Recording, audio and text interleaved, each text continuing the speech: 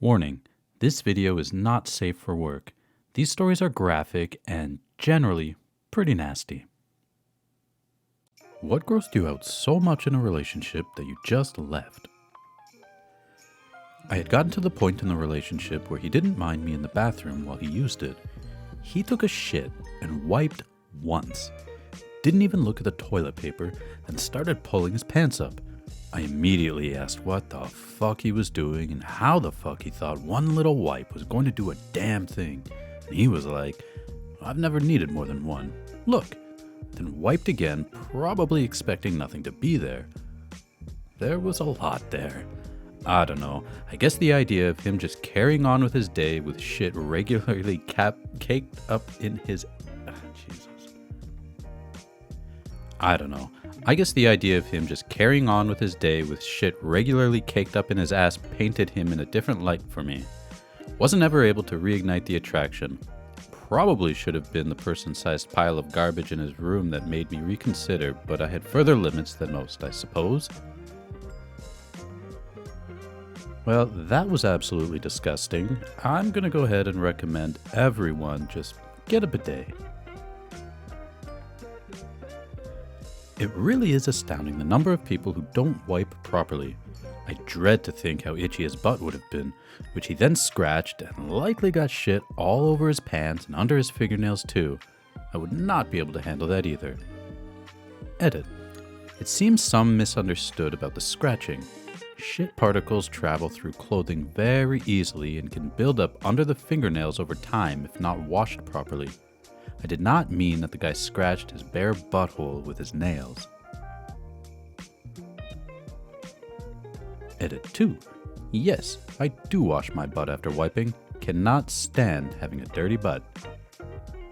Hard agree. In my circle of friends, there was a woman who hung out with us and we were talking about doing laundry. She asked all the guys in the group how we got our skid marks out of our underwear. We were all confused and told her we didn't have shit stains on our underwear because we wipe our ass properly. I guess as a kid, her chore was laundry, and her nasty-ass father and brother always had skid marks on their underwear because they didn't wipe properly. She grew up thinking shit on a guy's underwear was normal. Poor girl.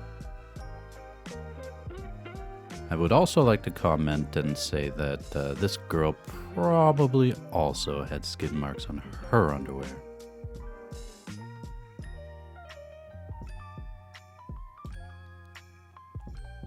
My now long since divorced ex-husband admitted to me, after a night of weeping, wailing, and vodka in a desperate attempt to salvage our marriage via radical honesty, that he was so hypersexualized as a teen that he had done many suspect things.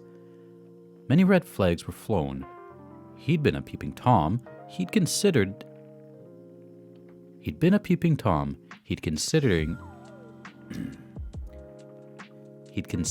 assaulting a jogger, and on multiple occasions, he had fucked his 9-year-old mare quarter horse.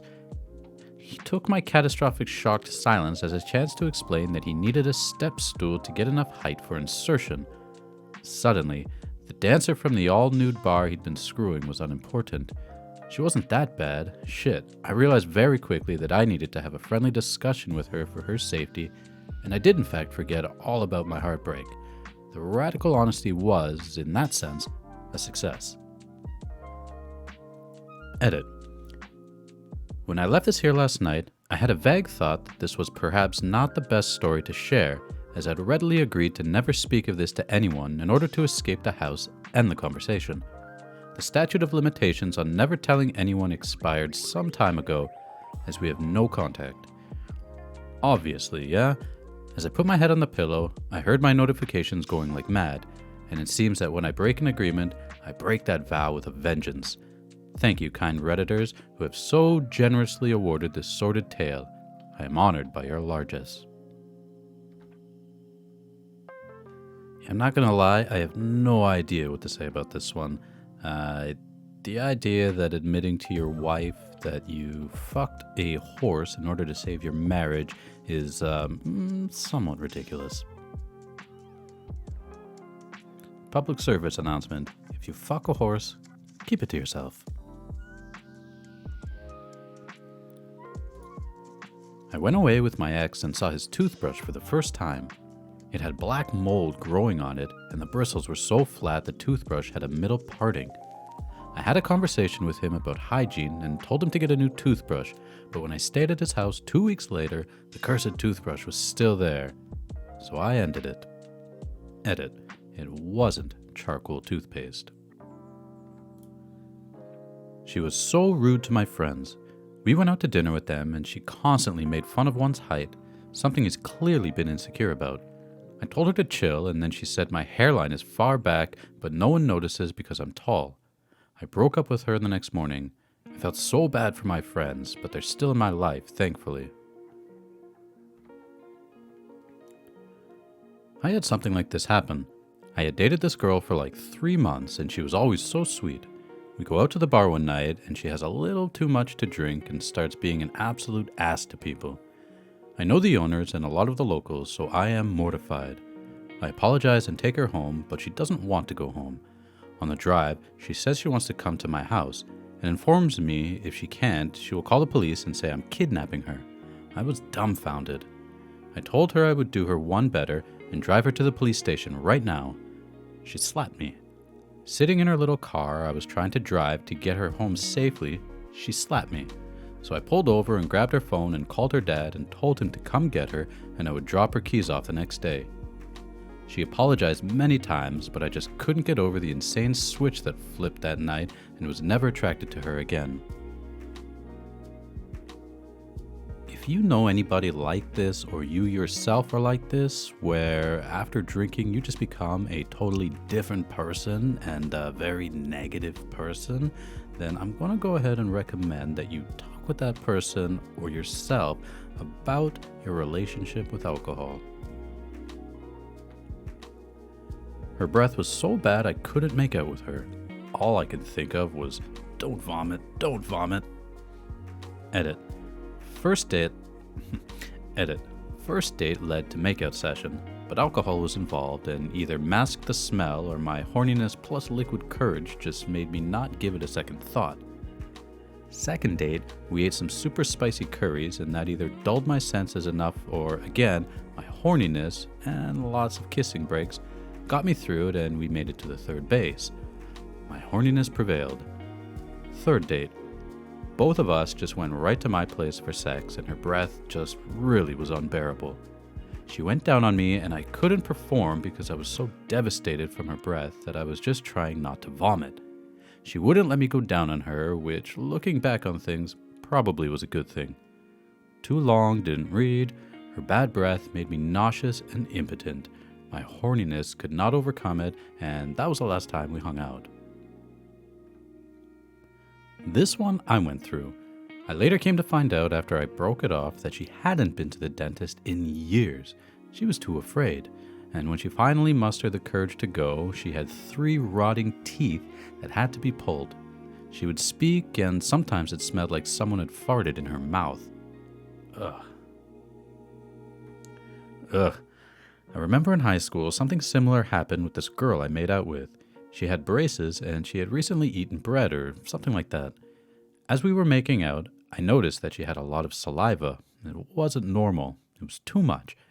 It felt really slimy too, and I was doing my best not to let it much into my mouth. I didn't want to embarrass her or make her feel bad, so I pretended nothing was wrong. After like 5 seconds, I felt a little bit of food, probably bread, that was still in her braces come into my mouth. It made me gag while we were kissing. I stopped the whole thing trying to look normal and left. She probably didn't notice anything. As soon as I got home, I brushed my teeth for like 10 minutes straight. Dated a guy who said even the smell of mint would make him gag. Mint anything. Ice cream, gum, toothpaste. So yeah, he didn't brush his teeth. Wouldn't hear a bar of it when I said there were non-mint toothpastes on the market. I realized after over 6 months together that he was just generally unhygienic and had a specific hang-up about brushing his teeth. He told me he had memories of his mother holding him down to forcefully brush his teeth as a child because he hates mint so much. But I have to wonder if it was always about the mint or actually the fact that the taste of mint was the most tangible part of that childhood trauma. I showered at his place after staying over and I asked for a towel. He gave me one which had literal skin flakes on it. I asked for a clean one. He asked what I meant. He did not realize that you need to wash towels because they just have water on them, so they clean themselves. At a party with some of my closest friends and a lot of their mutuals, one of our friends, who had recently been diagnosed with cancer, was sharing some of his experience with chemo. My then girlfriend interrupted him by saying, "Oh, come on, it's not that big of a deal. We all probably have cancer. Moles are usually cancer. Look, I've probably had cancer in all these places on my arm where I had moles removed." There were a lot of other issues that led to it, but I broke up with her a few days later. I was just so appalled by her lack of self-awareness. These were my friends who I had known for a decade, and she had only known them for about a year, and we were in a small group of maybe 9 people, most of whom she hadn't even met before. It disgusted me and I couldn't spend the rest of my night near her. Ended it within a week. Reminds me of my ex-sister-in-law who had kidney cancer and was scheduled for chemo. She was desperate and having something of an emotional breakdown. Her sister's boyfriend was a healer. He gave her reassurance and said, "I've had kidney cancer too, and I healed myself with positive thought." She canceled her chemo, then he persuaded her to drive to see him once a week, 7-hour round trip each time, paid him a lot of money for him to ring some temple bells and chant, etc. Until one day she collapsed in pain, pissing blood, rushed to the ER, kidney removed within a couple of days. Thank goodness it hadn't metastasized. When she came to her senses and confronted him, it turned out he'd never had kidney cancer. It was a metaphor. 15 years later, the sister is still with that fucking guy, and they are estranged from the rest of the family. I was dating a girl when I was younger. She seemed nice and she had 2 small cats. One weekend, I went to visit her and the cats weren't there. I asked her where they were and she told me they had gotten annoying, and so she put them in the car and drove to an abandoned bush area and left them. I faked an emergency at home. We lived about a 2-hour drive apart, left, and broke up with her when I got home. When they sent me videos of them cutting themselves because I accidentally fell asleep for 2 hours and they were convinced I just stopped liking them and they wanted to kill themselves because I took a nap, big fuck no from me, man. I had a girl like that too. We talked a lot on the phone and I had it 1 or 2 times when I disagreed to meet up because I had stuff to do, and then she said that she would cut herself and it would be my fault. I got out as good as I could handle without hurting her too much. We were both pretty young, me 17 and her 15 or 16. She now has a fiancé while still going to school at 18. I actually had a roommate do something similar. She had a habit of just being horrifically rude to me when she was in a bad mood, and one night I wasn't having it. Told her I was going to go stay at my mom's and we'd talk in the morning. She took a steak knife to her arm and called me screaming 10 minutes later. I went back, took her to the ER, stayed with her while they stitched her up, and put her on a 48-hour mental health hold. I called her parents and told them what had happened, went back to our shared place and cleaned up the copious amounts of blood, packed up my shit, and left. Went full non-contact. Our entire friend circle flipped out on me, so I cut them all off. I did end up running into her like 10 years later, and she thanked me for telling her parents.